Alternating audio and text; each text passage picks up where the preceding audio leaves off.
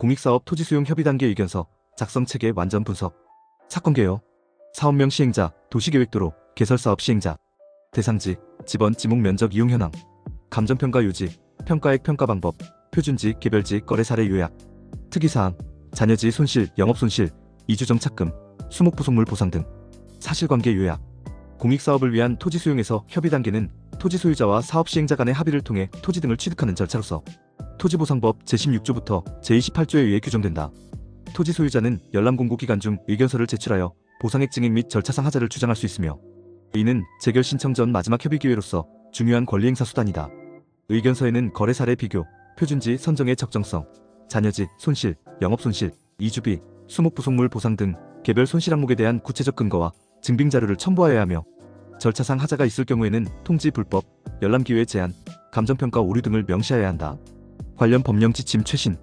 공익사업을 위한 토지 등의 취득 및 보상에 관한 법률 토지보상법 법률 제18312호 제31조 공고 및 열람 1사업 시행자가 제30조에 따라 재개를 신청하면 관할 토지수용위원회는 지체 없이 이를 공고하고 공고한 날부터 14일 이상 관계 서류의 사본을 일반인이 열람할 수 있도록 하여야 한다. 이 제1항의 열람기간에 토지소유자 등은 토지수용위원회나 열람 공고한 시 군구의 의견서를 제출할 수 있다. 의견서 제출 방법, 감정평가 절차, 보상액 산정 기준 등을 세부적으로 규정한다. 협의단계 의견서의 법적 성격 효력. 협의단계 의견서는 토지보상법 제31조 제2항에 근거하여 토지소유자 등이 제출할 수 있는 법정 권리행사 수단으로서 재결 전 마지막 협의기회이다. 의견서는 단순한 이의표명이 아니라 보상액 산정 및 절차, 적정성에 대한 구체적 반박자료로서 토지수용위원회가 재결 시 의무적으로 검토하여야 할 심리자료가 된다. 부산광역시 토지수용 절차 안내에 따르면 토지수용위원회에서는 소유자가 제출한 의견 내용을 토대로 감정평가할 때 참고하고, 법적 다툼이 있을 때에는 이를 검토 심사한 후에 수용 재개를 하게 되므로 의견 내용은 가급적 구체적으로 자세히 기재하여야 한다. 부산광역시 토지수용 재결 절차 2024년 9월 4일. 의견서 미제출이 재결 절차 진행을 저지하지는 않으나 제출된 의견서는 향후 이의신청 및 행정소송에서 주요 근거자료가 되므로 충분한 근거와 증빙을 갖춰 제출하는 것이 필수적이다. 감정평가 쟁점 정리 및 증액 논거. 거래 사례 비교 논거. 대법원은 국토이용관리법 제29조 제5항의 규정에 의하면 기준지가를 기준으로 하여 보상액을 평가함에 있어서는 인근 유사토지의 정상거래 가격을 참작하도록 되어 있으므로 인근 유사토지의 거래 사례 유무를 밝혀보지 않은 채 단순히 인근 토지의 호가만을 참작하는 것은 위법하다고 판시하였다. 대법원 토지수용 재결 처분 취소 2023년 5월 24일 선고. 따라서 의견서에서는 보상 대상지와 유사한 용도, 규모, 입지, 교통여건을 갖춘 실거래 사례를 수집하여 매매계약서, 등기부등본 등 객관적 증빙과 함께 제시하되 거래 시점 보정, 지역요인 보정, 개별요인 보정을 구체적으로 산출하여야 한다. 표준지 선정 및 공시지가 기준 논거. 감정평가법 제3조는 감정평가업자가 토지를 감정평가하는 경우에는 그 토지와 이용가치가 비슷하다고 인정되는 표준지 공시지가를 기준으로 하되 필요한 경우 인근 지역의 거래 사례와 그 밖의 가격 자료를 참고하여야 한다고 규정한다. 표준지 선정이 부적절할 경우 대법원 판례에 따르면 표준지와 수용토지의 지역적, 개별적 요인을 비교할 수 있을 만큼 구체적으로 특정하여 명시하지 않고 있다면 위와 같은 감정평가는 그 적정성을 인정하기 어렵다고 하므로 대법원 1989년 5월 23일 선고 88로 5488 의견서에서는 선정된 표준지와 대상 토지의 입지, 형상, 도로 조건, 용도, 지역 개발 여건 등의 차이점을 구체적으로 분석하여 제시하여야 한다. 잔여지 손실보상 논거. 대법원 2018년 판례에 따르면 사업시행자가 동일한 토지 소유자에 속하는 일단의 토지 일부를 취득함으로 인하여 잔여지의 가격이 감소하거나 그 밖에 손실이 있을 때 등에는 잔여지를 종래의 목적으로 사용하는 것이 가능한 경우라도 잔여지 손실보상의 대상이 되며, 잔여지를 종래의 목적에 사용하는 것이 불가능하거나 현저히 곤란한 경우여야만 잔여지 손실보상 청구를 할 수 있는 것이 아니다. 대법원 2018년 7월 20일 선고 2015도 4044. 따라서 의견서에서는 수용 전후 토지 이용 현황을 비교하여 잔여지의 획지조건, 접근조건, 형상활용도 변화를 구체적으로 입증하고 가격 하락 정도를 객관적으로 산출하여야 한다. 영업손실보상 논거.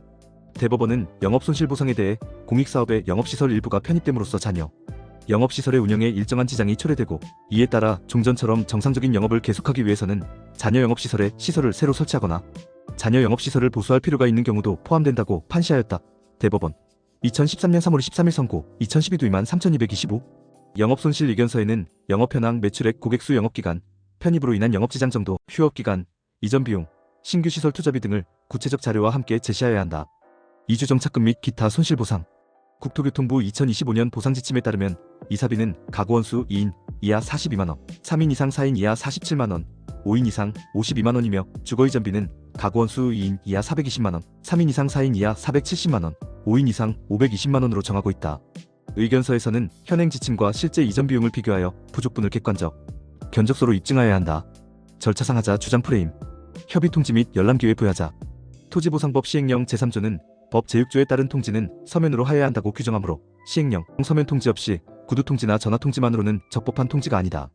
또한 토지수용위원회는 재결 신청 후 공고한 날부터 14일 이상 관계 서류의 사본을 일반인이 열람할 수 있도록 하여야 한다고 하므로 토지보상법 제31조 제1항 열람기간이 14일에 미달하거나 열람자료가 불완전할 경우 절차상 하자를 주장할 수 있다. 감정평가 적정성 하자.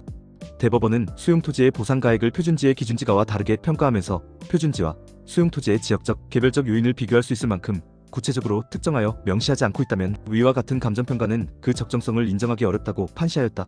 대법원 2023년 5월 24일 선고 106,757. 따라서 감정평가서의 평가 방법, 표준지 선정 근거, 보존개수 산정 과정 등이 불명확하거나 오류가 있을 경우 구체적 하자사항을 지적하여야 한다. 이해관계자 통지 누락하자. 토지보상법은 지상권자, 지역권자, 전세권자, 저당권자, 임차권자 등 이해관계자에게도 통지 의무를 부과하므로 이해관계자가 누락되거나 불완전한 통지가 있을 경우 절차상 하자로 주장할 수 있다. 증빙자료 수집 작성 요령. 필수 증빙자료. 보상 대상지 및 인근 실거래 사례 자료로서 매매계약서, 등기부등본, 거래신고서 사본이 필요하며 한국부동산원에서 제공하는 실거래가 공개 시스템을 활용할 수 있다. 표준지 공시지가 및 개별 공시지가 자료는 부동산 공시가격 알림위에서 확인 가능하며 과거 공시지가 변동 추이도 함께 수집하여야 한다. 감정평가서 원본은 정보공개 청구를 통해 확보하되 한국경제매거진에 따르면 보상평가서를 공개까지만 최소 며칠이 걸리니 재결 신청서 열람 공고 후에 움직이면 토지 소유자가 제대로 된 의견을 제출하기에는 늦은 감이 있다고 하므로 협의 단계에서 미리 확보해두는 것이 바람직하다. 현장 조사 및 사진자료. 보상 대상지의 현재 이용 상황, 접근로, 주변 환경, 개발 현황 등을 촬영한 사진과 측량도면, 지적도, 도시계획도 등을 첨부하여야 한다. 잔여지 손실 주장 시에는 수용 전후 토지 이용 계획도를 작성하여 손실 발생 과정을 시각적으로 입증하는 것이 효과적이다. 체크리스트 제출 전 점검표, 의견서, 기재사항 완성도를 점검해야 한다. 사업명 대상지 보상액 등 기본정보 정확성, 증인 요구 근거별, 구체적 산출 근거와 객관적 자료 제시 여부, 감정평가서, 반박 논거와 판례 재결례 인용 문구 포함 여부를 확인한다. 실거래 사례 표준지, 개별지, 공시정보 등이 최신 기준으로 작성되었는지, 잔여지, 이주비 영업손실 수목 부속물 등 항목별 산출 명세서가 첨부되었는지 점검한다. 제출 기한은 열람 공고 기간인 14일 이내이므로 기한 내 제출 여부를 반드시 확인하여야 하며 증빙자료 일람표와 사진도면 첨부 상황을 점검한다. 절차상 하자 주장 근거가 명확한지, 향후 이의신청 소송 시 활용 가능한 수준으로 작성되었는지 최종 검토한다. 필수 증빙자료 목록 수집처 수집 요령. 거래 사례 관련 자료로서 부동산 실거래가 공개 시스템, 등기소 등기부등본, 중개업소 거래계약서 사본을 확보한다. 공시지가 관련 자료는 부동산 공시가격 알림위에서 표준지 공시지 가계별 공시지가 및 변동 추이를 다운로드한다. 토지 이용 관련 자료로서 토지 이용 계획 확인서, 지적도 및 임야도 정보 24, 도시계획도의 당 지자체 홈페이지를 수집한다. 영업 현황 증명 자료로서 사업자 등록 증명원, 부가가치세, 과세표준 증명원, 임대차 계약서, 매출장부 등을 확보한다. 감정평가서는 해당 사업 시행자에게 정보공개청을 통해 원본을 확보하되 평가 내역서, 감정평가 신고 확인서까지 포함하여 신청한다. 이주비 산정 자료로서 이사업체 견적서, 주택임차보증금 시세조사서, 신규 주택 확보 비용 등을 확보한다. 최근 5년 내 판례 재결 내 행정에서 핵심 유지. 유리한 판례. 대법원 2018년 7월 20일 선고 2015도 4044 판결은 잔여지 손실보상 요건을 완화하여 잔여지를 종래의 목적으로 사용하는 것이 가능한 경우라도 잔여지 손실보상의 대상이 된다고 판시함으로써 잔여지 손실 인정 범위를 확대하였다. 대법원 2023 5 24 선고 106,757.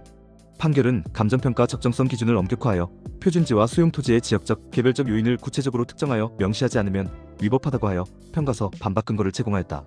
서울고법 2017년 10월 19일 선고 2017로만 1947 판결은 잔여지, 손실보상금, 지연손해금 지급 시기에 대해 잔여지의 손실이 현실적으로 발생한 이유로서 잔여지 소유자가 사업 시행자에게 이행 청구를 한 다음 날부터 발생한다고 하여 토지 소유자에게 유리한 기준을 제시하였다. 대법원 2018년 3월 13일 선고 2017-176,554. 불리한 판례. 대법원 2021년 11월 11일 선고 2019-107,813 판결은 영업손실보상에 대해 재결 신청에 포함되어 심리판단된 영업보상 항목에 관하여 수용재결에서 정한 손실보상금을 모두 지급하거나 공탁하였다면 이로써 손실보상은 완료되었다고 하여 일부 항목이 배척되더라도 보상 완료로 본다고 판시하였다. 대법원 주요 판결 2020년 법제처 행정해석 2022년 9월 29일자는 토지보상법 제68조가 협의에 기초하여 토지 등이 취득사항될 때 적용되는 규정이라고 보아야 한다고 하여 재결 단계에서는 별도의 감정평가 기준이 적용됨을 명확히 하였다. 법제처 2022년 9월 19일 타임라인과 불복 절차 개관 협의 요청서 수령 후 협의기간 통상 30일 내 협의 불성립 시 사업 시행자는 사업 인정 고시일부터 1년 이내에 토지수용위원회에 재결 신청을 하여야 한다. 재결 신청 후 토지수용위원회는 지체 없이 열람 공고를 하며 공고일부터 14일간 의견서를 제출할 수 있다. 리스크 반박 예상 논거 및 대응 문구 예시 시행자 평가사 반박 예상 논거 사업 시행자는 선정된 표준지가 대상 토지와 가장 유사한 조건을 갖춘 적정한 표준지라고 반박할 것이므로 의견서에서는 대법원 1989년 5월 23일 선고 88노 1488 판례에 따라 표준지와 대상 토지의 지역적 개별적 요인 차이가 구체적으로 명시되지 않았으므로 평가의 적정성을 인정할 수 없다는 논리로 대응한다. 거래 사례 유사성 부족 주장에 대해서는 감정평가법 제3조 및 감정평가에 관한 규칙 제12조에 따른 적정한 실거래가를 기준으로 시점 수정 지역 요인, 개별 요인 보정을 거쳐 산정한 결과 현 평가액보다 % 높게 산출되었다고 구체적 수치로 반박한다. 개발 이익 배제 논리에 대해서는 토지보상법 제67조가 당해 공익사업으로 인한 개발 이익은 보상액 산정 시 배제하되 기타 개발 이익은 반영한다고 규정하므로 해당 공익사업과 무관한 개발 요인은 적극 반영되어야 한다고 주장한다. 중복보상 방지 주의사항 토지보상과 지작물 보상, 자녀지 손실보상, 영업손실보상은 각각 별개의 손실 항목이므로 중복 산정을 피하되 누락되지 않도록 주의한다. 이주정착금 산정 시 실제 이주비용과 법정 보상 기준을 비교하여 높은 금액을 적용하되 동일 항목을 중복 청구하지 않도록 한다. 영업손실보상의 경우 휴업기간 중 영업이익과 이전비를 구분하여 산정하되 전체적으로 단일한 시설 일체로서의 영업 자체가 보상 항목이라는 대법원 판례 2018년 7월 20일 선고 2015도 4044에 따라 세부 항목들을 통합적으로 구성하여야 한다. 당신의 생각을 댓글로 남겨주세요. 영상이 도움되셨다면 구독과 좋아요,